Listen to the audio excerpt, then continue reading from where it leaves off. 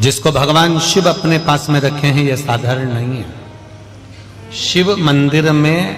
जब आप कभी जाएं, शंकर भगवान की, कभी ऐसा मौका लगे कि आपको लगे कि कहीं आपका यश कम हो रहा हो,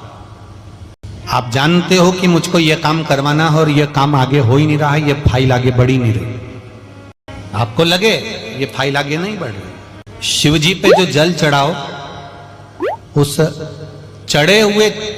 जल को जब आप थोड़ा सा लेकर आते हो, आपको बताया था ना कि खाली लोटा नहीं लाना चाहिए, खाली कलश शंकर जी के मंदिर से वापस नहीं लाना। शंकर भगवान को जल चढ़ाया, चढ़ाने के बाद थोड़ा सा जल हाथ में या कटोरी में या कलश में झेल लिया, भले 2 बूंद लाओ पर अपने घर पर लेकर आओ। उस 2 बूंद जल का भी स्पर्श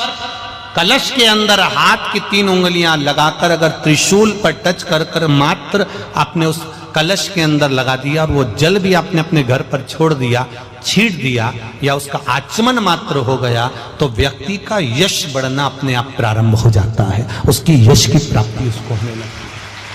उसको यश की वृद्धि होने लगती, उसको यश की प्राप्ति होने लगती। त्रिशूल का दान, त्रिशूल का स्पर्श, एक बहुत अच्छी बात कहना चाहेंगे, आपके स्मरण में रहना चाहिए, बहुत सुंदर स्मरण। कभी अगर मौका लगे, कभी अगर मौका लगे और शंकर भगवान का बहुत सुंदर श्रृंगार हो गया, बहुत सुंदर श्रृंगार हो गया और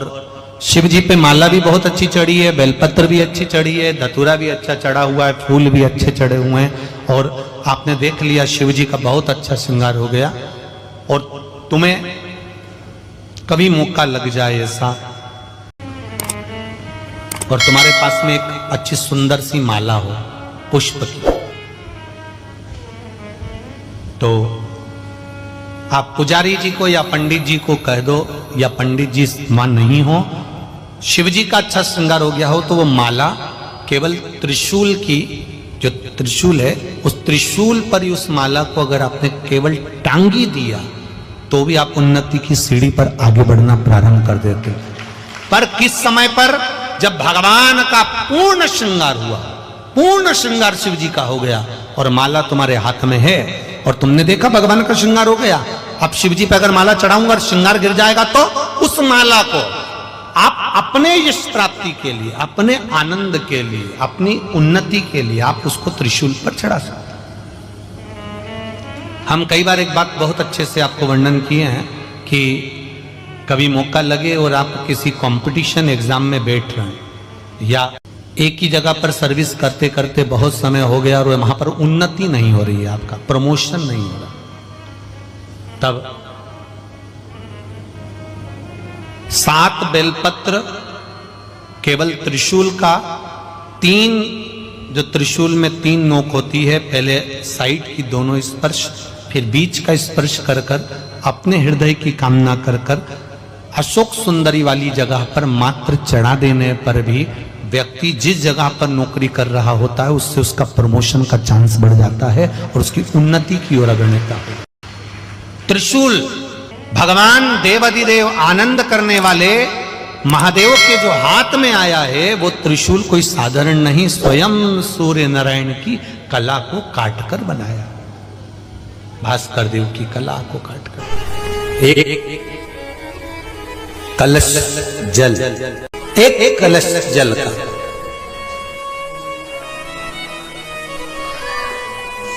एक बेलपत्र, कभी कोई विशेष कार्य है, अटक रहा है, बहुत दिन से लगे हो, नहीं हो रहा,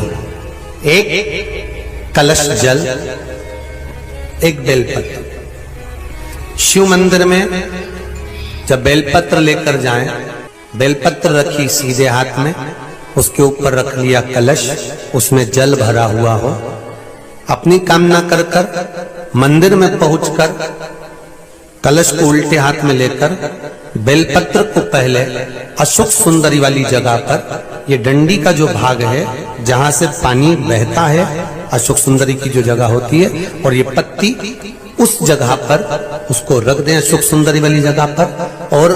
शंकर भगवान को सीधे हाथ में जल लेकर अशोक सुंदरी वाली जगह पर जल समर्पित कर कर शंकर भगवान के चारों ओर जल छोड़कर फिर शिव जी के शिवलिंग पर जल समर्पित करें।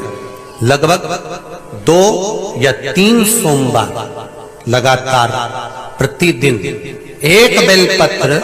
समर्पित करें। और अगर आपने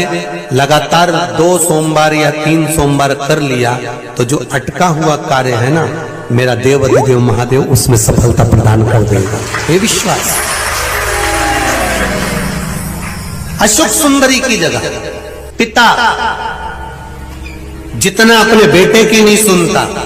उतनी अपनी बेटी की सुनता। बेटा मां को प्रिय होता है और बेटी बाप को प्रिय होती है। बेटी पिता को प्रिय है,